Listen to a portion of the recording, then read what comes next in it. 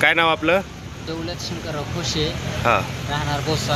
हां आमचा तिसरा दिवस उपोषणाचा आहे. हां वडिलांची तब्येत तर जास्त कसं होती, आम्ही सगळ्याच घरातल्याची तब्येत, आई वडील पत्नी भाऊ भाऊजाई सगळं कसं. तर आम्हाला रात्री 7 वाजता दवाखान्यात नेलतं गाडीनं, ॲम्ब्युलन्सनं.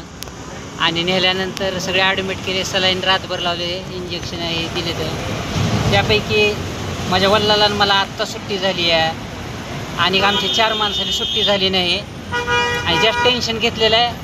आणि अजूनपर्यंत आणि आम्हाला काही समाधानकारक काय वाटेबद्दल काही कुणी आम्हाला निकाल दिलेला नाही. ते देतोच नुसतं म्हणायले तर तरी अजूनपर्यंत आमच्यापर्यंत कुणी पोहोचले नाही. नुसतं पोलीस स्टेशनचाही मुरडून फोन यायला, तुमचं मिटलं का काय झालं. पण इथपर्यंत आणि कुणी आम्हाला अनेकांनी येऊन आमच्यापर्यंत आणि दखल घेतली नाही.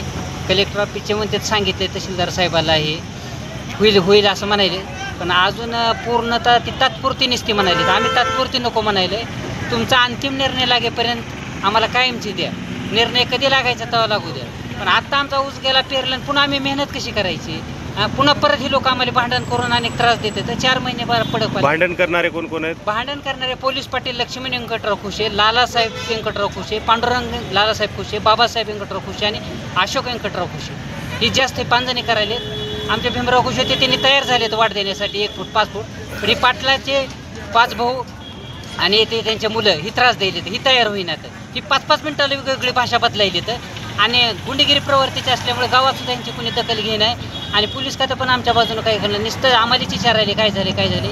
आम्ही अर्जही दिले, त्या अर्जाप्रमाणे कुठलीही कारवाई होईन आहे. मग काय पुढील भूमिका काय असेल? पुढील भूमिका आम्ही बघणार होईल तोपर्यंत. ज्यावेळेस आमचं मन आता अति झालं तर आम्ही आत्मदहन करणार आहे. कारण जगून तरी उपयोग काय आम्हाला नाही मिळत नसते. आमचं शेत पडले, मुलं शिकायला इथं. किती एकर शेत? आपलं शेत सातबाराला 4 एकर 15 गुंठे आहे.